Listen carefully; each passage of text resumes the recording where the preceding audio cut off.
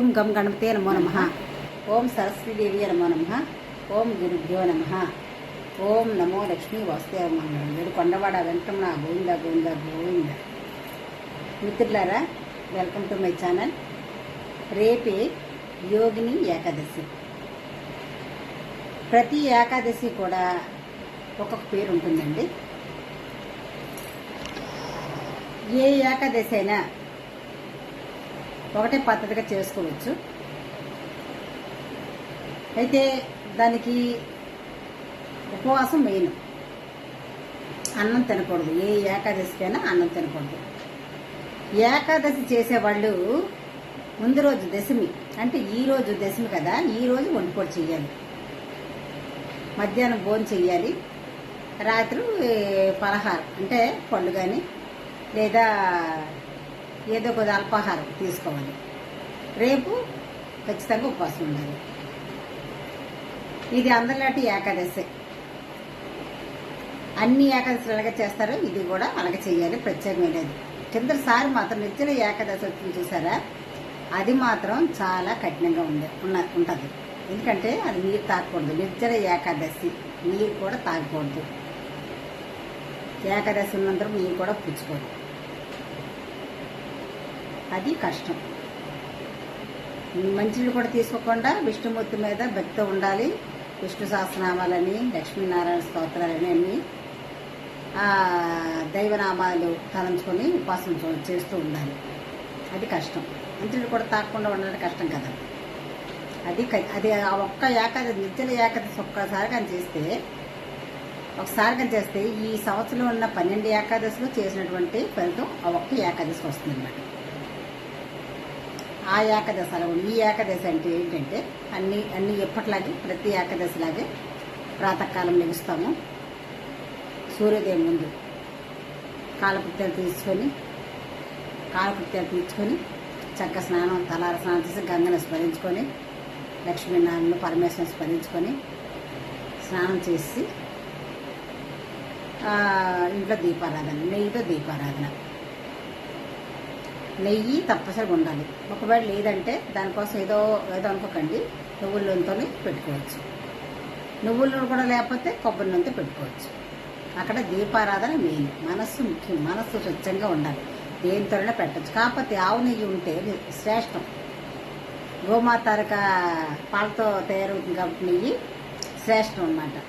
అందుకే ఆవు నెయ్యితో ముందు చెప్తాం అన్నమాట పెద్దలు. తర్వాత గురువులు ఆవు నెయ్యి అందుకే చెప్తారు. అది లేని పక్షంలో నువ్వుల్లోనూ ఏదో పెట్టుకుంటాం, అది వేసుకుంటాం. అది వేసంటే ఒత్తులు మాత్రం తప్పనిసరిగా 3 ఒత్తులు వెలిగించాలి. 3 ఒత్తులు వెలిగించాలి అంటే 3 ఒకొత్తు, 3 ఒకొత్తుగా, 3 ఒకొత్తుగా, 3 దీపాలు. లేదంటే 2 ఒత్తులు ఒకొత్తుగా చేసి, 2 ఒత్తులు ఒకొత్తుగా చేసి, 2 ఒత్తులు ఒకొత్తుగా చేసి, అదేనా 3 ఒత్తులు, 3 ఒత్తులుగా చేసి 3 దీపాలు వెలిగించాలి. అటు ఇటు పెడితే ఇంకా మంచిది. ఇటు సైడ్ ఇటువైపు తూర్పు కాసి దక్షిణ వైపు లాగా అలా 2 పెట్టినా అలాగా ఉంటే ఇంకా మంచిది. ఇంకా వెలుగు వస్తుంది కదా. చేసుకోవాలి.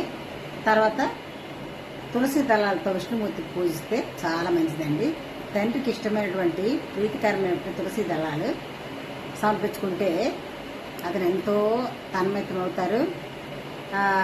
మరి తిరుగులేని పుణ్యం మనకు లభిస్తుంది అన్నమాట. అయితే ఆ తులసి దళాలు ఏకాదశి నాడు కొయ్యకూడదు, దశమి నాడు కొయ్యకూడదు, ద్వాదశి నాడు కొయ్యకూడదు. బుధవారం, సోమవారం, శనివారం ఎప్పుడైనా కొయ్యొచ్చు. కానీ ఏకాదశి, దశమి, ద్వాదశి ఉండకూడదు. శుక్రవారం కొయ్యకూడదు, మంగళవారం కొయ్యకూడదు. అది పూజించిన తులసి దళాలు కొయ్యకూడదు. మళ్ళీ మనం తులసి దళాలు పూజిస్తాం కదా, ఆ తులసి దళాలు కొయ్యకూడదు. వేరేగా తులసి వనం ఉంటుంది కదా, వేరే మొక్కలు ములు వస్తుంటాయి కదా, మనం ఎలాగా తులసి మాత్రం పూజిస్తాం. వేరేగా మళ్ళీ తులసి లేస్తాం కదా, ఆ తులసి మనం చంపచ్చు. తర్వాత గోరు తగలకుండా మనం స్మూత్గా తెంపాలన్నమాట. గోరు తగలకూడదంట. అంచేత గోరు తగలకుండా కొంచెం ఇలాగంటే వచ్చేస్తాయి కదా, లేతగా ఉంటాయి కదా చిగుళ్ళు, కొంచెం బలంగా గోరు తగలకుండా తెంపుకుంటాం అన్నమాట. మళ్ళీ అదేనా తులసికి నమస్కారం చేసుకొని ఆవిడ తాలూకా ఆజ్ఞ తీసుకొని మనం లక్ష్మీనారాయణ స్మరించుకొని ఆజ్ఞ తీసుకొని మనం ఆ తులసి దళం తెంపాలన్నమాట. అదైనా పూజించిన తులసిని తెంపుకోవాలి. ఆ తులసి విష్ణుమూర్తి పాదాల దగ్గర పెట్టుకొని, లక్ష్మీదేవి దగ్గర పెట్టుకొని పూజించాలి. పువ్వులు మనకు దొరికిన పువ్వులు 3 రకాలు 5 రకాలు పువ్వులు ఉంటే నందివర్ధనం, తర్వాత మందారం, లక్ష్మీదేవికి ఇష్టం కదా మందారం, తులసమ్మకి ఇష్టం మందారం, సూర్యదేవుడికి ఇష్టం మందారం పువ్వులని, మన దీంట్లో ఏవి దొరుకుతాయి నందివర్ధనం అని, తెల్లగన్నేరని, ఎర్రగన్నేరు ఉంటాయి లక్ష్మీదేవికి ఇష్టమైనవి, అవి కోస్తాము. తర్వాత ఏమో శంఖాలు ఎవరిదైనా పెంచితే శంఖాలు ఉంటే విఘ్నేశ్వరుడు పెట్టుకుంటే మంచిది శంఖాలు అన్నమాట. ఇలాగా పువ్వులు సమర్పించుకొని దీపం వెలిగించి ఊదొత్తులు, చందనం, అక్షంతలు, చందనం మెయిన్ అండి, చందనం వేయాలి, అక్షంతలు వేసి నైవేద్యం ఏంటి పెట్టాలంటే తప్పనిసరిగా కొబ్బరికాయ, అట్టుపళ్ళు, తాంబూలం, ఇవి మీకు తెలుసు కదా, 2-3 రకాల పళ్ళు లేదా ఒక 4-5 రకాల, మీకు ఎంత తోస్తే అంత, లేదు ఏమీ లేదా అరటిపళ్ళు, తాంబూలం. ఆ తాంబూలం అంటే ఆకు చెక్క, 3 ఆకులు 2 చెక్కలు 2 అరటిపళ్ళు అలా పెట్టి దానం పెట్టుకుని చాలు. దేవుడికి కావాల్సింది పెట్టండి. మనం ఏది పెట్టామా అది కాదు, దేవుడికి మనసు అర్పించాలి. మనం ఇష్టం పెట్టుకొని కొబ్బరికాయ అరటిపళ్ళుగా పెడతాము, ఒక 3-4 రకాలు 5 రకాల పళ్ళు పెడతాము, మనకు తోచిన శక్తి కొద్ది పెడతాం. అటుకులు పెట్టచ్చు, శనగలు పెడతారు, వడపప్పు సరువులు పెడతారు, ఎన్నైనా పెట్టుకోవచ్చండి. కానీ లేనప్పుడు లేదని బెగ పెట్టుకోకలేదు. దేవుడికి చెప్పారు భగవద్గీతలో, పుష్పమైనా పత్రమైనా గంగనైనా చాలు. అలాగా మనకి తోచింది మన ఇంట్లో ఉంటాయి కాబట్టి మనం పెట్టుకుని ఉండలేం కాబట్టి పెడితే మంచిదే కదా, ఎంతైనా ఉన్నట్టు పెట్టడమే. లేనప్పుడు సూక్ష్మంగా చేస్తాం, ఉన్నప్పుడు తెచ్చుకుంటాము, పళ్ళు రకాలు తెచ్చుకుంటాం, కొబ్బరికాయ కొడతాము, తర్వాత పూలు పెడతాము, తాంబూలం ఏది పెట్టినా పెట్టము, తాంబూలం పెట్టాలండి. 3 ఆకులు 2 చెక్కలు 2 అరటిపళ్ళు, అది మాత్రం తప్పదు పెట్టాలి. ఆ ఇంట్లో వడపప్పు బెల్లం ఉంటే పెట్టండి, ఏకాదశి నాటి మంచిది. ఆ రోజంతా ఉపవాసం ఉండాలి. ఉపవాసం ఉన్నప్పుడు మరీ కఠినంగా ప్రతి ఏకాదశికి ఏవి తినకుండా కఠినంగా ఉండడం అవసరం లేదు. భగవంతుడి మీద భక్తి కలగాలంటే మనకి కొంత శక్తి కావాలి.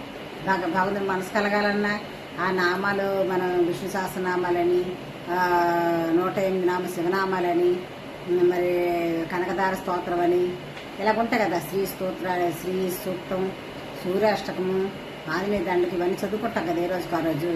అవన్నీ చదవాలంటే మనకి ఇంట్రెస్ట్ ఉండాలి. ఉండాలంటే శక్తి ఉండాలంటే మనం ఏదో పుచ్చుకోవాలి కదా, తినాలి. కానీ ఈ ఏకాదశి నాడు ఏమి తినకూడదు కాబట్టి పళ్ళు తినొచ్చు అన్నారు, అన్నం తినకూడదు అన్నారు. అన్నం తింటే నిద్ర వస్తుంది, తర్వాత అన్నానికి పరిమితం ఉండదు, ఇంతని పరిమితం ఉండదు, ఎంత తినాలంటే తినేస్తాం. తర్వాత అన్నం తినడం వల్ల నిద్ర వస్తుంది, పడుకుపోతాం, తర్వాత దేవుడి మీద దృష్టి ఉండదు. అందుచేత అల్పాహారం తీసుకోవచ్చు. అల్పాహారం అంటే పళ్ళు పాలు తీసుకోవచ్చు. ఇలా తీసుకుని ఉపవాసం ఉండొచ్చు. దానికే ఉంది, 2 అరటిపళ్ళు తినేస్తాం, లేదంటే ప్రసాదం దేవుడి పెట్టి పాలు తాగుతాం కప్టే, ఇలాగేం చెయ్యొచ్చు. నేనైతే ఏమి తినకుండా 4 గంటలకు ఉంటానండి. 4 గంటలకు ఉంటాను. తినొచ్చు అంటారు కానీ అందాక శక్తి ఉంది కాబట్టి 4 గంటల వరకు ఏమి తినకుండా ఉంటాను. ఉదయం అయితే టీ వరకు తాగేస్తాను. గంగను తీసుకొని నీళ్ళు తాగను కానీ టీ తాగుతాను. ఎందుకంటే ఆవు పాలతో టీ తయారు చేస్తాం, ఆవు పాలు కొరిస్తాయి కాబట్టి టీ తాగుతాను. గంగని తాగితే, గంగని స్వీకరిస్తే అన్నం భోజనం చేసినట్టు అవుతుందని గంగని తీసుకోరు. టీ అంటే గంగకు భిన్నం అవుతుంది, ఆవు పాలతో తయారవుతుంది టీ కాఫీ కాబట్టి టీ తాగుతాను. కొంచెం పోయిన తర్వాత ఏదో జ్యూసు లేదా కొబ్బరి నీళ్ళు అవి తాగుతాను. తినడం చేయను. తినొచ్చు, పండుకాయ తినొచ్చు, కానీ నేను పళ్ళు తినను. జ్యూస్ టైప్లో తాగడం తాగినట్టు ఉంటుంది, తిన్నట్టు అంత రాదు కాబట్టి తాగుతాను అన్నమాట.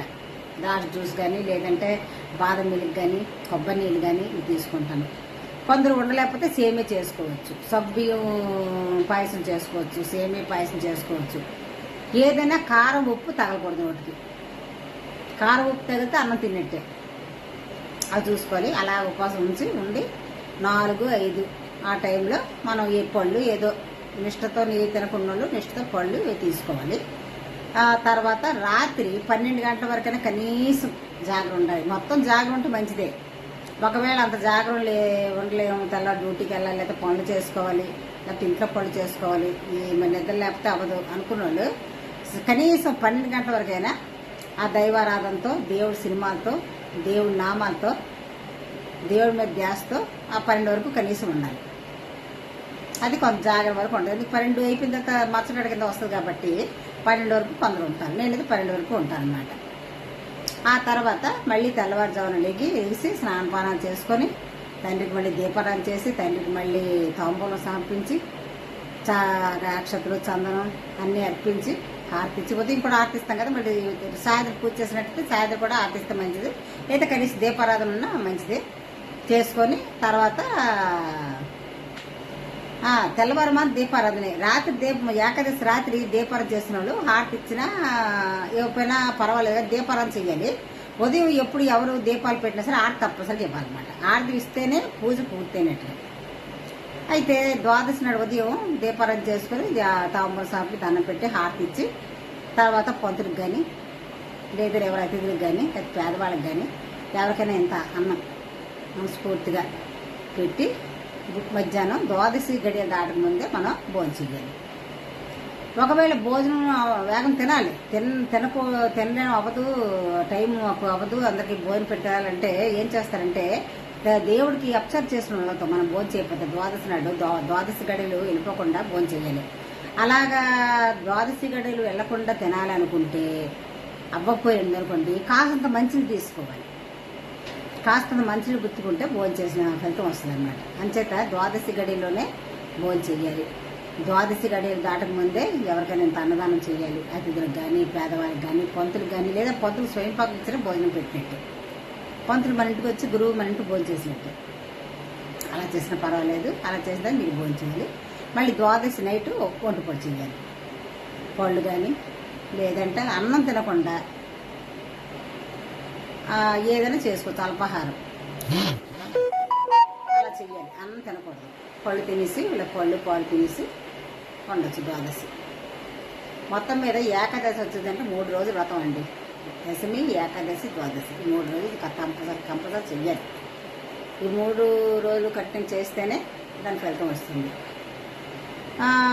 ఏకాదశి నాడు వంట పొడి ఉపాసం చేయలేమండి మేము అసలు అంటే పళ్ళు తినేసి ఉండమన్నారు కదండి. పళ్ళు తినేసి ఉండొచ్చు కదా, శక్తి వస్తుంది కదా. అన్నం తినద్దన్నారు కానీ పళ్ళు తినచ్చు. గుట్టుగుట్టున డైటింగ్ చేస్తారు, మామూలు రోజు డైటింగ్ చేసేస్తుంటారు. నేను తినరు, మా ఒళ్ళు వచ్చేస్తే తినరు కొందరు. ఆ ఉపాసం మీద ఏకాదశిలో పెడితే పుణ్యం పురుషార్థం వస్తుంది. పుట్టవుడు తిని మానేడు ఎందుకు? ఏకాదశులు నెలకు 2 ఏకాదశులు వస్తాయి. ఆ ఏకాదశులు వచ్చి నెలకు సోమవారం, నెలకు వచ్చిన 2 ఏకాదశులు, నెలలో 1 సోమవారం, ఈ 3 రోజులు ఉపాసం ఉండి 4-5 తర్వాత మీరు పండు పాలు తాగివచ్చు. పాలు తాగొచ్చు, పళ్ళు తినొచ్చు, అయిపోతుంది కదా. లేదు ఉపవాసం ఉండలేమంటే తెల్లవారి దేవుడు ఆరాధన అయిపోయిన తర్వాత గుడికి వెళ్ళి దర్శనం చేసుకుని వచ్చిన తర్వాత పళ్ళు తినండి, పాలు తాగండి, పళ్ళు తినండి, ఉపవాసం కింద వస్తుంది అనమాట. అన్నం తినకూడదు ఏకాదశికి. అంతే. దశమికి మధ్యాహ్నం భోజనం చేస్తారు, రాత్రి తినరు. ద్వాదశి మళ్ళీ మధ్యాహ్నం భోజనం చేస్తారు, రాత్రి తినరు. అంటే దశమి, ద్వాదశి వండుకోవట్లు, మధ్యన ఏకాదశి మాత్రం ఉపవాసం, అన్నం తినకూడదు, అంత ఉప్పు కారం తినకూడదు. అలా చేసినట్టయితే పరిపూర్ణంగా చేసినట్టు ఉంటుందండి. ఇదేంటే ధర్మరాజు స్వామికి మన శ్రీకృష్ణ పరమాత్మ గారు బోధించిందట. ఇది ఇలాగా చేయడం వల్ల ఏంటంటే అనారోగ్యం నుండి కాపాడుకోగలుగుతారు. తర్వాత ఏ సమస్యలున్నా, కష్టాలున్నా ఏకాదశి తనక వ్రత ఫలితం వల్ల అప్పుల బాధలు ఉండవు, ఏ దోషాలు ఇంటికి శని దోషాలున్నా పోతాయి, కష్టాలు పోతాయండి ముఖ్యంగా. తర్వాత ఇంట్లో తగాదాలు ఏమన్నా పోతాయి, ఇంట్లో సుఖశాంతులు ఉంటాయి. ముఖ్యంగా అనారోగ్యాలు నివారణ అయిపోతాయి. అనారోగ్యాల నుంచి గట్టెక్కుతారు. ఎటువంటి ప్రమాదకరమైన వ్యాధుల నుంచైనా ఇంట్లోని ఎవరు కూడా ప్రమాదకరమైన వ్యాధుల నుంచి తప్పించుకుంటారు. ప్రమాదకరమైన వ్యాధులు రాకుండా నివారణ ఏర్పడుతుంది ఈ ఏకాదశి ఉంటే. తర్వాత సుఖశాంతులు, భార్యాభర్తల అన్యోన్యత, అంటే పరమేశ్వరుడు అనుగ్రహం కదా, లక్ష్మీనారాయణ అనుగ్రహం కదా. అందుకే ఆలు మగల అన్యోన్యత, పిల్లల భవిష్యత్తు, అందరూ అంటూ ఇంటిల్లిపాది వాటి కుటుంబంతో ఆరోగ్యాలు, సిరి సంపదలు, పిల్లల భవిష్యత్తు అనుకుని నెరవేరుతాయి. సొంత ఇల్లు కట్టుకుంటారు, ఇల్లు లేని వాళ్ళు. సొంత ఇల్లు ఉన్నవాళ్ళు మరొక ఇల్లు కట్టుకుంటారు. ఇంట్లో సుఖ సంతోషం ఉంటాయి. ఏ వ్రతమైనా ఏ పూజలు ఉట్టిపోదండి. మన కష్టం అనేది ఉట్టిపోదు. ఎందుకంటే పరమేశ్వరుడు దయామయుడు. అతను నామస్మరణ చేస్తేనే పొంగిపోతాడు. పరమేశ్వరుడు చెమ్ము నీళ్లు పోస్తేనే పొంగిపోతాడు కదా. ఇలాగా దేవుడు ఆరాధనతో ఉపవాసం ఉండి దేవుడిని ఆరాధిస్తే ఇంకెంత పొంగిపోతాడండి. పూర్వ చేసిన పాపాలన్నీ పోతాయి. పూర్వ చేసిన పాపాల వల్లే కదా కష్టాలైనా, సమస్యలైనా, అప్పుల బాధలైనా, అనారోగ్యాలైనా, తనకి ఇంట్లో తగులైనా, అశాంతి అయినా ఏదైనా పూర్వజన్మ పాపాలే అనుభవిస్తారు. పుణ్యమైన పాపమైనా. ఇటువంటి ఏకాదశిలో మనం కొంత శుద్ధితో, కొంత మనశుద్ధితో, కొంతమంది మన శక్తిని కొడదండి. ఇంతలా చెయ్యి, ఇంత కఠినం చేయ దేవుడు చెప్పలేదు. మనకి ఎలా శక్తి, ఎలాగైతే మనకు శక్తి అనుకూలిస్తుందో ఆ విధంగా మనం ఏకాదశి కంప్లీట్ చేస్తే మంచిది. ప్రతి ఒక్కరు కూడా ఏకాదశి వ్రతం చేయాలండి. తినకుండా ఉండలేని శక్తి లేని వాళ్ళు పండు పాలు తాగివచ్చు, పళ్ళు తినవచ్చు. ఇంకేముంది, అన్నమే తినకూడదు, అంతే కదా. ఉప్పు కారం తినకూడదు. చెయ్యండి. ఆ రోజు విష్ణు సహస్రనామ వినండి, చదవండి. శివనామ చదువుకోండి, సూర్యాష్టమం చదవండి, ఆంజనేయ దండం చదవండి, శ్రీరామనామాలు ఆలకించండి, భగవద్గీతను చదవండి. అమ్మవారి తాలూకా శ్రీ సూక్తం, శుక్రవారం కదా, అష్టలక్ష్మి తాలూకా స్తోత్రం, తర్వాత శ్రీ సూక్తం, తర్వాత గంగామాత స్తోత్రం, తులసి స్తోత్రం. ఇవి కంపల్సరిగా ఈ 3 రోజులు చెయ్యాలి. స్మరణ దీక్ష. ఇదండి ఏపీ యోగిని ఏకాదశి తాలూకా విశేషాలు. ఇంతవరకు మీరు పూర్తిగా ఈ వీడియో చూసినందుకు, ఆలకించినందుకు ధన్యవాదాలండి, కృతజ్ఞతలు. ఈ వీడియోని, ఎటువంటి భక్తి వీడియోని ఇతరులు కూడా షేర్ చేయండి, చాలా మంచిది. ఈ వీడియో కూడా మీరు నచ్చినట్లయితే లైక్ చేయండి, షేర్ చేయండి. కొత్త వాళ్ళు మా ఛానల్ చూస్తున్నట్లయితే సబ్స్క్రైబ్ చేసుకోవడం మాత్రం మర్చిపోకండి ప్లీజ్ అండి. 7 కొండల సామి ఎక్కడున్నావయ్యా, ఎన్ని మెట్లెక్కినా కానారావేమయ్యా,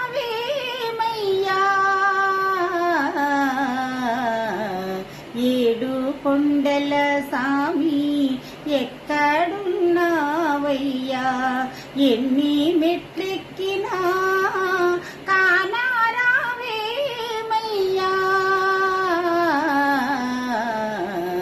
7 కొండల సామి, 7 కొండల సామి.